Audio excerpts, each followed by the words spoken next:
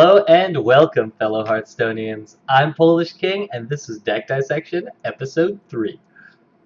Wow, can you believe we made it to our third episode already? Time is flying by, and I'm super excited about this one. I think more so than any of the other ones, but only because it's a class near and dear to my heart. I played Rogue for 3 seasons to Legend, solely Rogue, just because I love the class so much. It's so versatile, and it's like a puzzle. It's just awesome to play.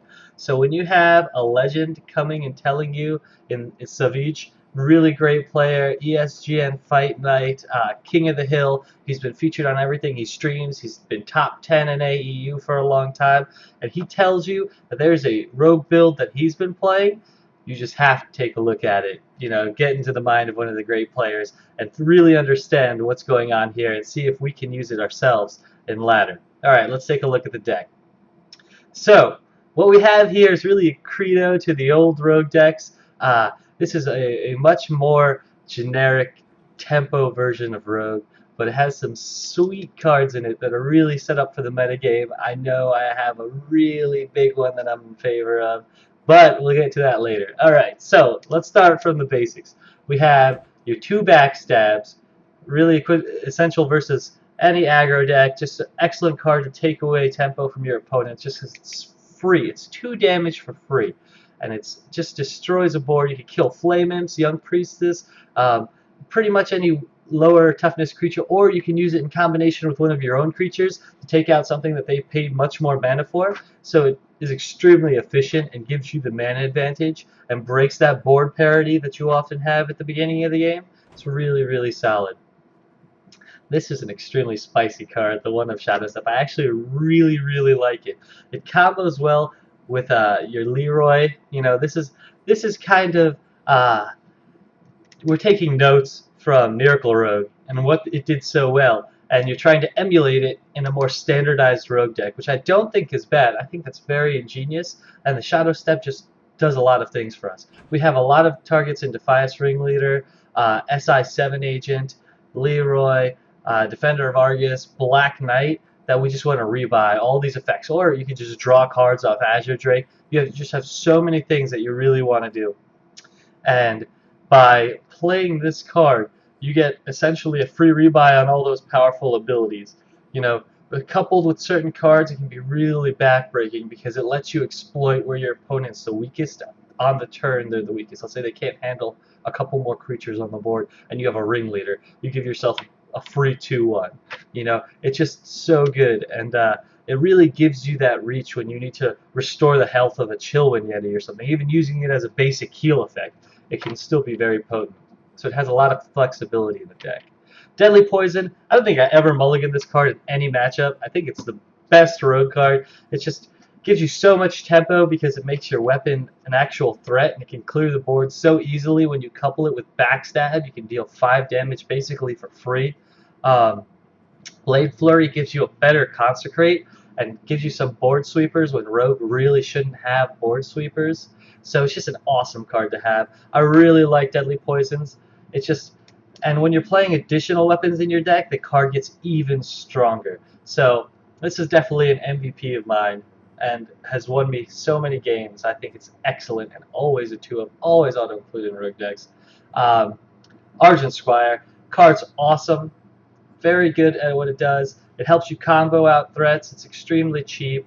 It satisfies the early aggressive position of cards that you need to survive against certain aggressive decks. And its Divine Shield is generally a nuisance. We have a couple of ways to buff it, and it can, you know, help you clear the board, help remove pressure. It's really for that stopgap of damage that you're missing, because oftentimes rogues have a hard time dealing, let's say, 5 damage. And a card like Argent Squire can save your life total because you don't have to use your weapon, and still let you remove creatures from the board and give you a couple of uses. So we have our Blade Flurry, a basic board sweeping removal. You really want this card versus all your aggressive matchups. It's also a great finisher. Sometimes you can poison up a blade, hit their face, and then Blade Flurry them out for the win, and that's 6 damage, just like casting a Leroy. So it's a very versatile card. I think it's pretty much a standardized 1-of in every rogue deck. Eviscerate. Super, super sweet tempo removal. For the low cost of combo, you deal 4 damage to a creature and or player. It's awesome for that endgame burst damage. It is awesome for clearing the board early. You just get rid of so many creatures. Frothing Berserkers, Armor Smiths, all these problematic creatures for you are super easy to deal with this card.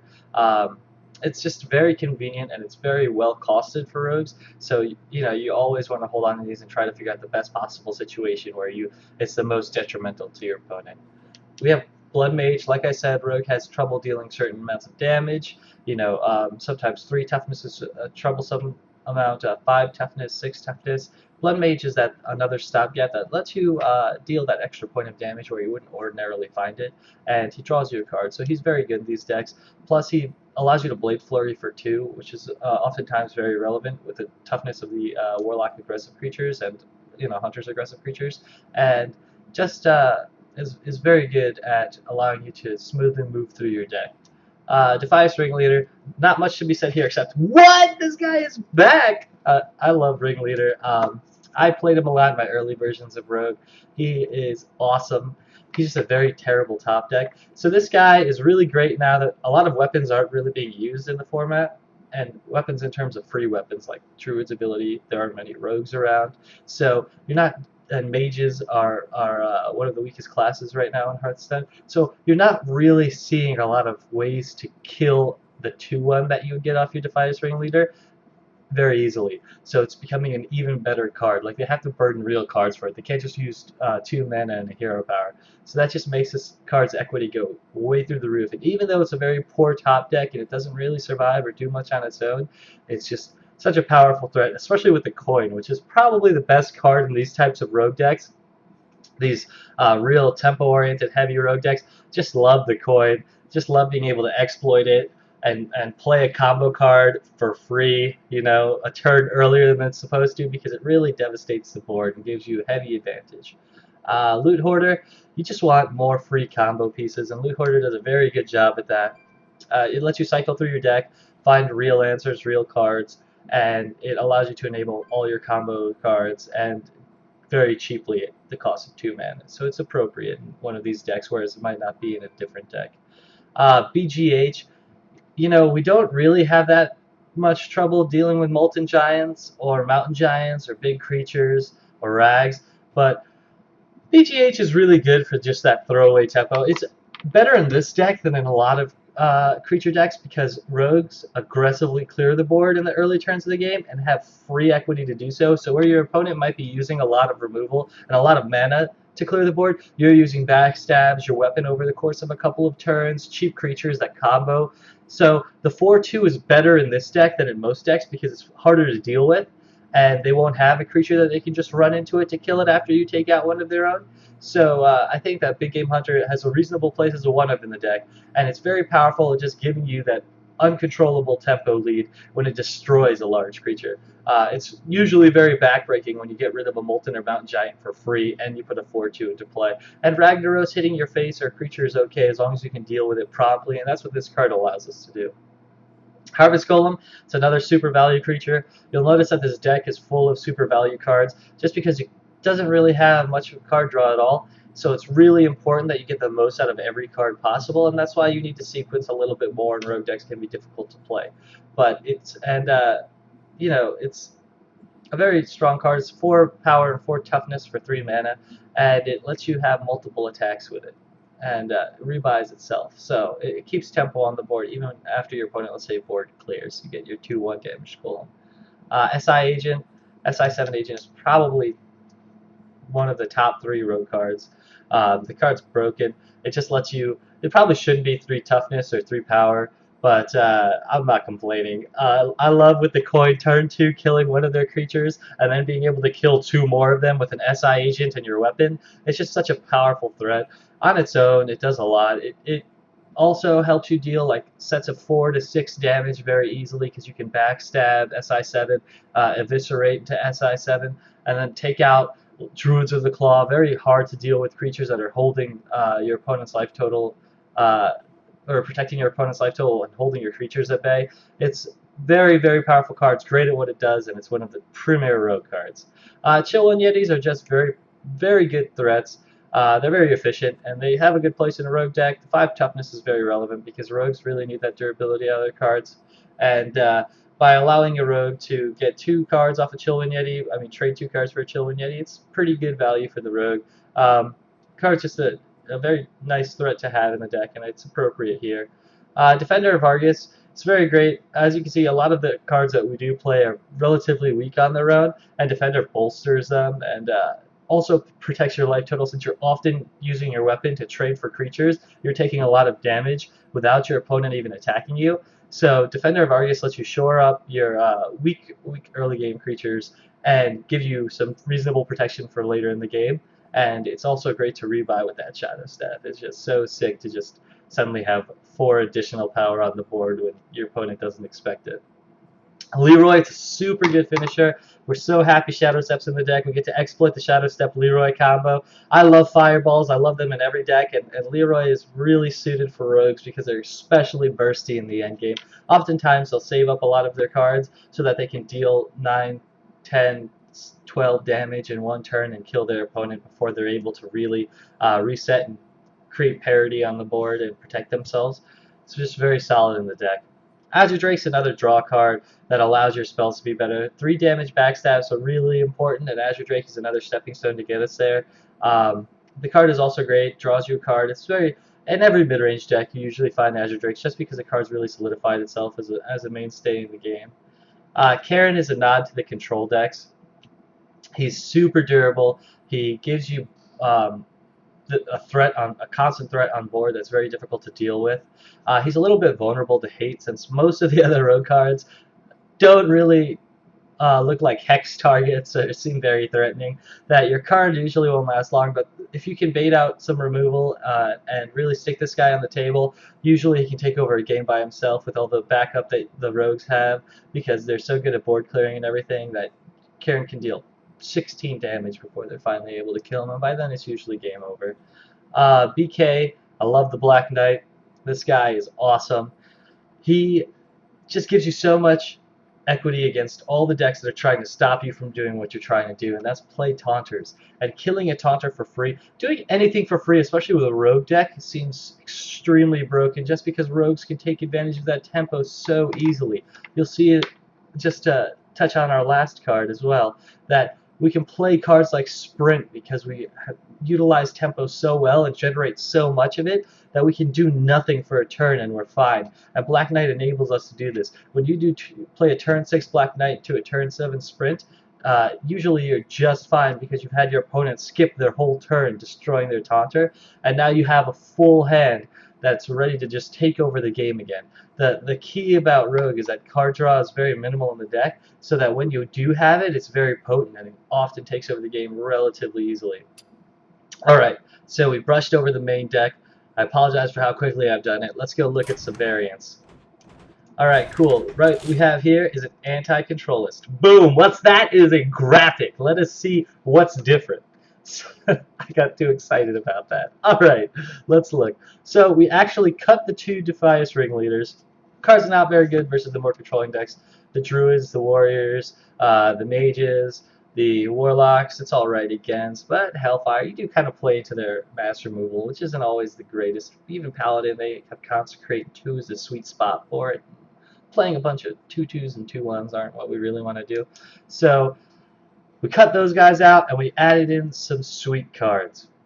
The sweet cards that we did throw in are Sap and Rag. Now the reason why we put Sap in here is because they're going to play a lot of slow finishers and you're going to have advantage by sapping their cards. You know, Druids of the Claw are fine, but when you have to pay 10 mana to keep a Druid of the Claw on the table instead of 5, it's a problem because you're generating so much extra value from that turn that your opponent skipped for just paying 2 mana that it doesn't make sense not to have this card in your deck. Oftentimes that means 7 damage and another creature in play, or 5 damage and another creature in play, and your opponent's reeling on the back foot and they can't stabilize themselves because you backstab, eviscerate their creature after they play it again.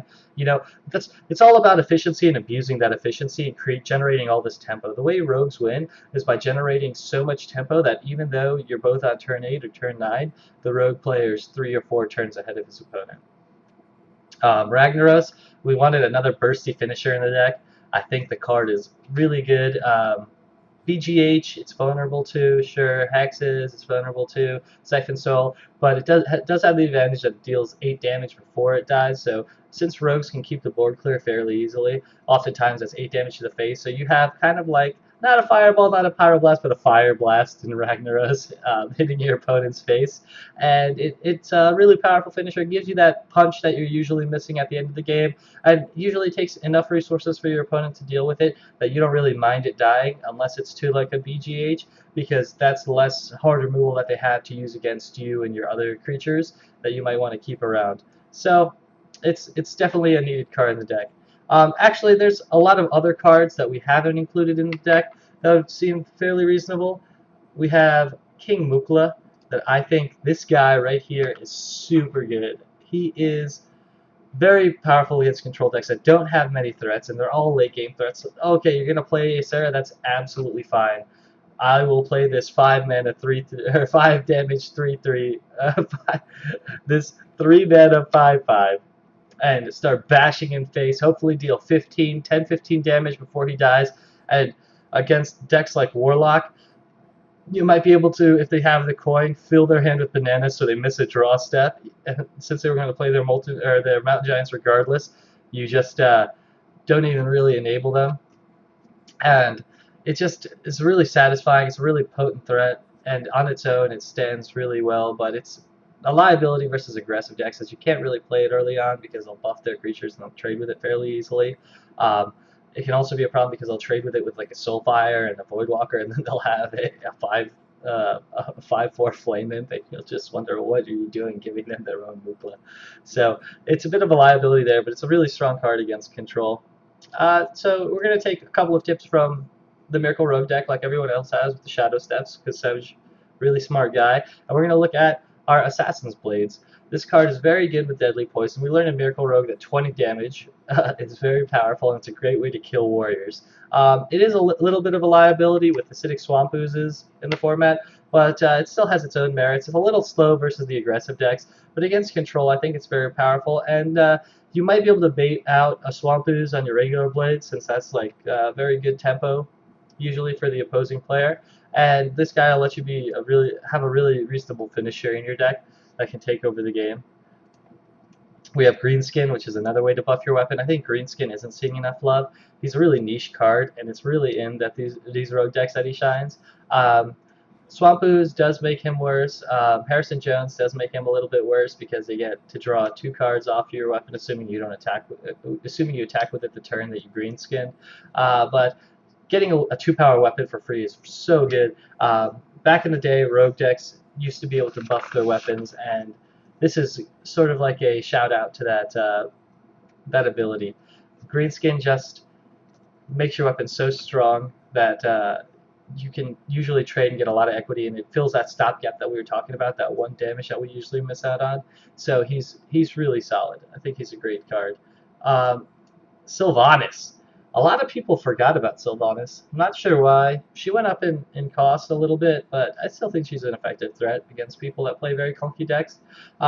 She allows you to play a couple creatures and then a Sylvanas, and oftentimes you'll have to ignore your board and try to kill your Sylvanas before dealing with your other creatures or playing a threat of their own because they don't want it taken away. And against those high toughness, high power creatures, you don't need to execute them anymore. You can trade your Sylvanas into them and steal their creature. Usually they play the creature because it's such a powerful, durable, potent threat that people can't deal with, and they on their own usually won't be able to deal with it as well. So Sylvanas is definitely a solid card. I think a lot of people have forgotten about it, and it should make a resurgence once the metagame starts to slow down. Let's see. We will move on now to the aggro variant. We have a lot of changes in this aggro variant. I might have gone overboard with them a little bit, but I really want to have a strong aggro matchup when I'm playing against aggro, since it's such a liability that I'm using my weapon to often trade away so much life. What we cut were the Black Knight, 2 Chillwind Yetis, a Sprint, and a Shadow Step. The Shadow Step is debatable, but we'll get into that later. What we added were 2 Sentient Shieldmasters, Preditions Blade, Earthen Ring Farseer, and an Argent Commander. Now, we'll start from the bottom up. Argent Commander, It's very good at closing out games, very good at board control. This is a card that I really like against the aggressive decks, especially against Warlock. They have a hard time dealing with Divine Shields, and even have a hard time dealing 2 damage, really, just on their own. They have to use a creature. So often it's a 2-for-1, occasionally a 3-for-1, and at worst case scenario against aggressive decks, you're usually hitting them for 4 damage, so it's a pretty reasonable threat. Senion Shieldmaster, this guy just replaces our Chillwind Yetis. He's super good. He's super durable. And usually the one power that you're missing out on from Chillwind to Senion Shieldmaster is irrelevant against the aggressive deck, since their toughness usually doesn't go above 3. But the taunt ability is super relevant, so we keep this guy in. I think he's super great. He just protects your life total and prevents the vulnerabilities that you usually have versus aggressive decks. Even though we do have a lot of early game against them, and backstabs, deadly poisons, Argent Squires, we really do want ways to protect ourselves later in the game. Let's see, we have our Earthen Ring Farseer. This guy is really good, not so much at gaining life, but reinvigorating our heavier threats. So like, if you can attack a Senion Shieldmaster into a creature and then heal it back to full life, that's so much tempo generation, and you get a 3/3. It's a really potent effect. And on the occasion you have to heal yourself, that's fine too. The card is really good in this deck. I think it's super solid, just as one of those miser tempo plays, and it can often screw up your opponent's math. Playing against a deck that might have exact damage, a Hunter for instance, and you suddenly gain 3 life, it can be backbreaking. Preditions Blade, this card is super underrated. I think it's a great one-of against all decks. What you want to do with this card is really combo it out, but even in the case that you can't combo it out, deal 2 free damage, so it's like a third SI almost. What you can do with it is just play it, deal 1 damage to, let's say, a Voidwalker, and then kill the Voidwalker. Now that's a lot of stress off your back, because you're able to freely deal with their creatures, and you still have another weapon charge. So the card really does merit itself a place against aggressive decks. You'll notice we kept Cairn in over a second Argent Commander. We just want to keep giving that nod to control. Since we took out our sprints, we're going to have a little bit of a weaker control matchup, and cards like Preditions Blade don't do too much versus these control decks. So we really wanted to keep our Cairn in. It's not the worst card if you draw it against aggro, because usually you can stabilize yourself up until you can play it. But I definitely think that you need the nod against control. We can't completely ruin our matchups. So the thing I wanted to touch on with these decks is, now you see how customizable they are. Rogue, I don't think, is ever a bad deck to take into a metagame, because its only real counter is really Hunter decks. I think the difficulty in Rogue is how you build the class.